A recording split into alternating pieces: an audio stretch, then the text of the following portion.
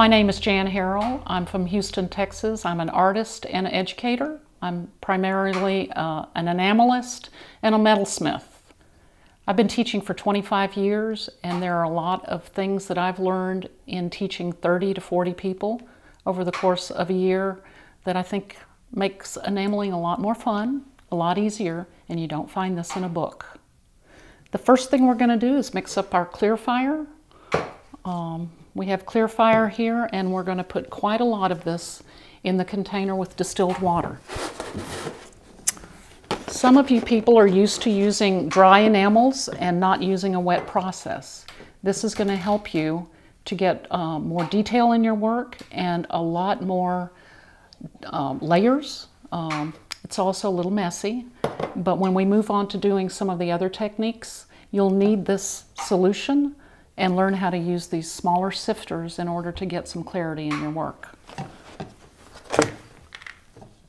Distilled water, and it's probably a 40-60 mix, 60 of water and 40 of clear fire. And I find that that's really necessary, especially when you're banging the doors on the kiln. You need those little glass grains to be held on with some of this glue. This is a cheap little sprayer, but it really does the job. And it's an aerosol, and that's what we're going to spray the surface with. We're going to build up layers. It does fall over a lot. We're going to build up small layers. I'm going to start with a small piece of copper. The front side has been roller printed, and it's really beautiful, but we're going to work on the back side first. We're going to put on what is called counter enamel. So enamel is like an Oreo cookie. You have two of the sandwich layers, which are your enamel on both sides, and then your cream layer is the center, which is the metal. And actually, the thickness of the metal does not matter that much. But those two thicknesses of the glass are really critical for them to be the same, or you're going to have stress fractures, you're going to have warping. So I'm going to show you how to do that. This is a fairly small piece, and if we approach this with a 60 mesh sifter and we put enamel on here, this would get way too heavy. So depending on the size of the piece you're working on, you want to start using the smaller sifters. They will make such a difference in your work. I'm going to take this over to the sink and we're going to degrease it, and then we'll come back and enamel. I enjoy working on copper because it is a very warm metal. It costs less and you can do more for a lot less money, but all the metals that we use in enamel have to be degreased before we use them. This was run through a rolling mill, so it has a texture on the front, but there's also grease on the back. The way you can tell is that it sheets up. That's not good for enamel. I'm going to put it on this piece of wood, and any kind of cleanser that you want. I use Comet at home, sometimes pumice. I'm going to put a little bit on the back of this piece. I'm going to take a scrubby pad, put a little bit of water on here, and this piece of wood is just to save your back from going way down in the sink. So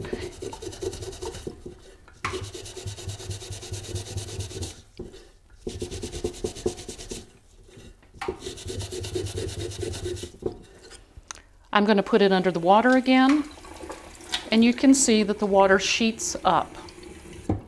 And that tells you that you've got a clean surface. One of the things that I've been doing for 25 years is applying a surfactant. So what is that? Well, it's any kind of detergent that has no hand lotion in it. And this might be Palmolive or Prel. You're going to put a minuscule amount on the back, a minuscule. You're going to rub it in till you can't see it anymore. And what this wonderful step will do is it will break up the surface tension on the metal, so when we spray it with our sprayer, we have small little dots. The importance of that is when we start dry sifting on this surface, the larger the dot pattern, the more clumpy your enamel will be. And we want a nice fine coat on this small piece. So this is a perfectly degreased surface with just a little bit of a surfactant. Mind you, I don't care what the front is doing right now. I've got other things to do than worry about the front of this piece, which is going to fire scale. So let's go back over to the bench and we'll start sifting. Now that I've cleaned the piece, here it is ready for a coat of enamel. I want to show you the difference between the spray pattern that you're going to get. This is the one that hasn't been degreased. This is the one that has been degreased. See how that beads up along the edge? So if you were to apply dry enamel on this piece directly, you would get very nice coverage here, but all of this would not get any enamel on it. If this was transparent enamel, you would have a great difference in your color because it's not laid down at the same rate. See how it's beading up? I'm going to take the piece I degreased and put a surfactant on and do the same thing for this piece. You have a smaller dot pattern on here, and that's going to be an easier surface for your enamel to lay down flat on. This is a small piece, so I'm going to use a 100 mesh sifter. If you used a 60 mesh sifter for this, you would be putting a lot of enamel on it. If this was to become an earring, it would be too heavy, even with this 22 gauge metal. I'm going to take the enamel, I'm going to put it in my sifter, and I'm going to take a penny. You have to have enough enamel in there that it actually covers the screen. If you have too much enamel in there, the glass is too heavy and it won't fall through. Normally I would be wearing a mask for this, but since I'm doing a video, I'm going to put my life in my hands. I'm going to spray off to the side, and the reason I do that, I want to be able to take the enamel that I'm sprinkling and put it right back in the jar. If this gets wet, I have to wait for it to dry. I can't use it again till it's all dried out. But if I spray over here, all my wet goes to the side, and then I dry sift here. I do this in a school situation, and we use enamel that the whole student body works with, and they need to be able to put it right back in before they leave for the day. Spray and sift. And I love that noise. That means my enamel is going on beautifully. Now this is where most people stop. They put one coat of enamel on a piece and they say it's good enough, or they keep piling it up. We spray sift, spray sift, spray sift. There's 3 layers of glue going onto our piece so it holds very nicely on the edges. And I'm saturating it. Can you see how wet that is? Another light coat.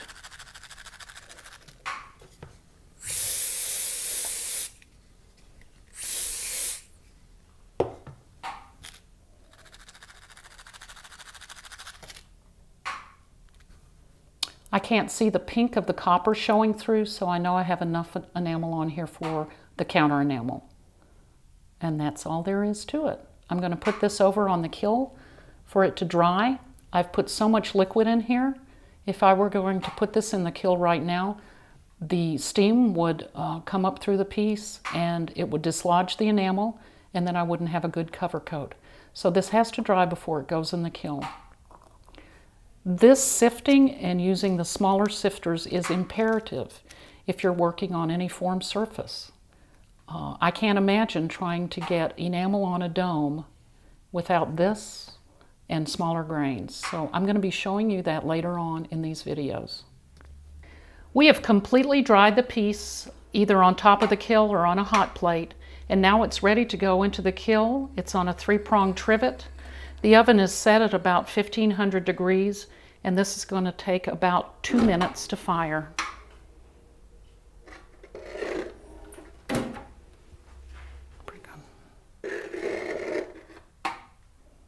And here is our finished piece. A very nice light coat of counter enamel on the back, a lightweight jewelry piece. We're going to let it cool on this 3-prong trivet You're going to have fire scale that comes down the back of the piece, so sometimes I will put that in a different area so it won't contaminate any of the pieces that I'm working on. As you see on this piece that was beautifully roller printed, we've got some fire scale. And for us to reveal the pattern underneath here, we need to put this in an acid solution or a citric acid and get the fire scale off. Fire scale forms every time we go into the kiln with a raw surface. On copper it does, not so much on silver. Oh, not so much on gold either. So I'm going to put this in the pickle. This is a warm solution. It's got a little basket in there. 5 or 10 minutes later, it doesn't hurt the enamel, and we're going to get that black fire scale off. And then I'm going to show you how we refine the surface on the front so we can see that beautiful texturing. We've had this in the pickle for a while. I'm going to take it out, see how clean it is, but it still needs to be shined up. So one of the really important things about enameling is when we put transparent on the top of a surface, if that surface is not shiny and bright and it's just matte finished, your enamel will never be shiny and bright. It can't repeat what there isn't to begin with. So don't expect a very dull surface with a transparent enamel on top of it to come out looking beautiful. It just can't happen. So I'm going to spend some extra time trying to make this a very brilliant surface. I have a fiberglass brush which works very nicely.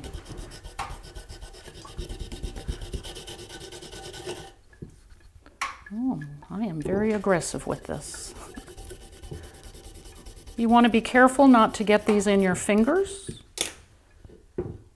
but notice what that beautiful surface is now. So we have a very shiny surface. We also have a piece of warped copper. I'm going to show you how to get that warpage out so it remembers flatness. So every time you go in the kiln, you have a piece that at least is going to be approximating flatness and not like this. Glass pulls. So the thing the glass wants to do most of all is form a ball. When it's wrapped around a piece of metal, it's trying to take the metal with it to form that ball. So that's why we get warpage when it's on one side of a piece. Let's go back over to the bench. I'm going to show you how to flatten this and then how we prepare the surface for our transparent enamel to go on the front. As I said before, this piece is warped. You can see that there's a little bit of a profile. If we were working on a larger piece, this would be dipped even more. I'm going to put it on a wood block. I'm going to put it face down. This is a rawhide mallet, and I'm not just going to hit it in the center to flatten it, but I'm trying to work harden the metal.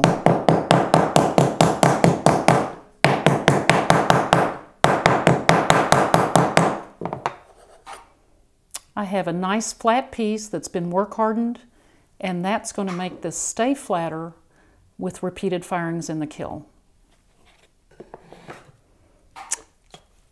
When in doubt, use a surfactant on everything. So a little bit of the surfactant I'm going to put on this piece, and I'm going to rub it.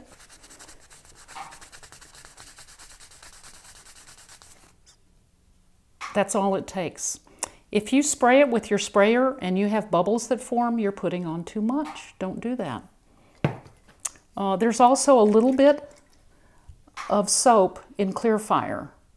So if you are one of those people that seems to put too much surfactant on, you can always spray the piece with clear fire and rub it in. And this sometimes is very useful for surfaces that have a texture to them where you might get a little bit too much of the surfactant in the grooves. So a Basse Taille technique is a roller printed, abraded, etched surface that is underneath enamel. Most people think of it as being a Fabergé egg. So it's that really dense little roller pattern underneath here, and you need really clean enamels for them to show up. So Thompson has come up with a line of unleaded that look beautiful direct on copper. So we're going to be playing with these colors today on the top of this roller printed piece. But in order to do that, we have to get the dirt out of it.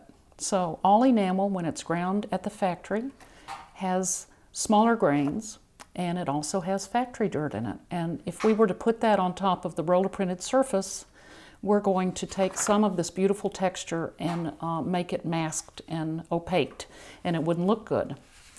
So that's when your big sifters come into play.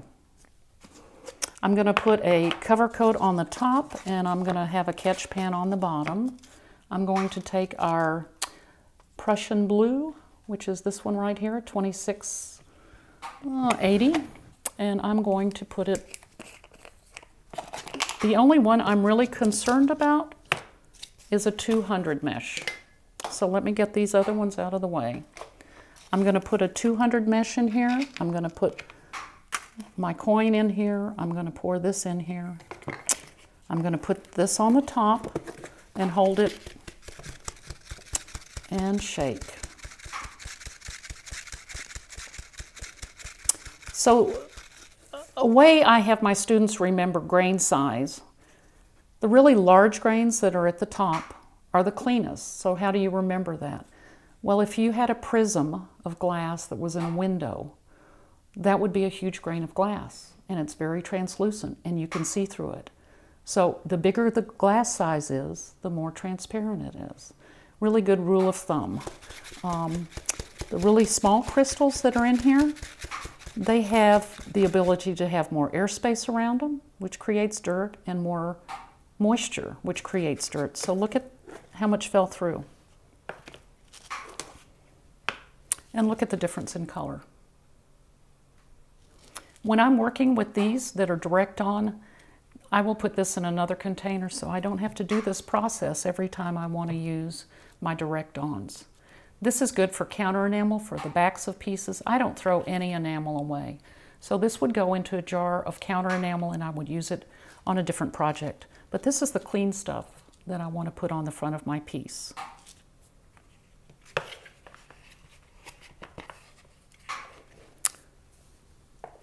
Since I've put it with a 200 mesh sifter, I have to sift this on with 100.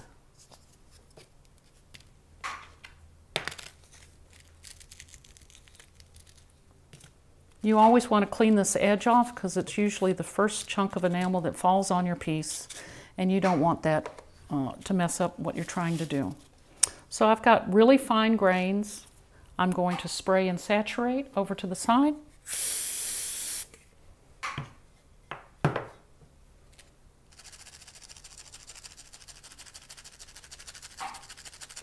You want to hear that penny rolling around. That's one.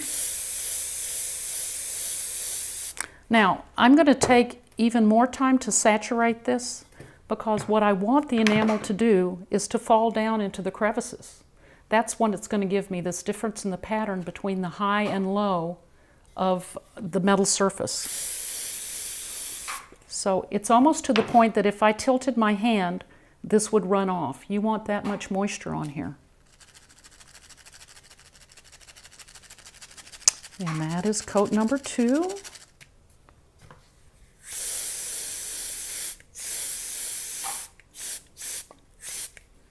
See how saturated that is?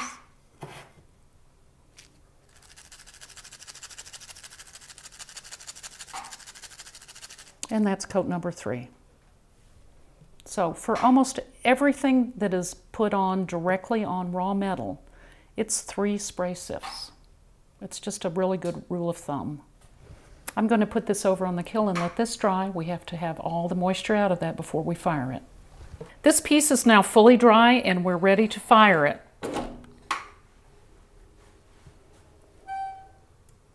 The direct on transparencies in the enamel line need a higher firing temperature, usually around 1500 degrees, and even the small size of this piece, we would keep it in for about 3 minutes.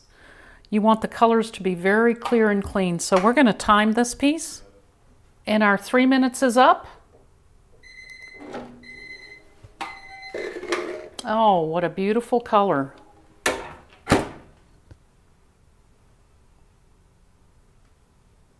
So this is Basse Taille Enamelling on copper. Beautiful translucency in the colors. Let's see what it looks like on top of silver. You can see the difference between this piece that was done on copper and these beautiful pieces that have been done on fine silver. This is a roller printed plate. These have been cut out and domed with a rivet in the center. But this can come in many different gauges. This particular one is around 22 gauge, 20 gauge, a nice solid piece. And the hole in the center gives you a place to connect it to for a mounting mechanism. I did these with the same sifting technique that I showed you on the copper piece. And I'd like to show you how I do it on a domed surface. So in enameling on a domed surface, this really helps for me to be able to twirl this piece. I can spray it with my clear fire solution and my graded enamels, and I can just keep turning this and get a very even coat on my Basse Taille. You want to be able to see the print of the metal underneath there. It should shine through. This particular piece has two different blues, one in the center section and a darker color on the outside edge. And that is a Fabergé egg done Texas style. Visit our Learning Center at cooltools.us for more cool jewelry making videos. Subscribe to our YouTube channel, like us on Facebook, follow us on Twitter, and be sure to sign up for our email list to be the first to hear about new videos, new products, and other cool stuff from Cool Tools.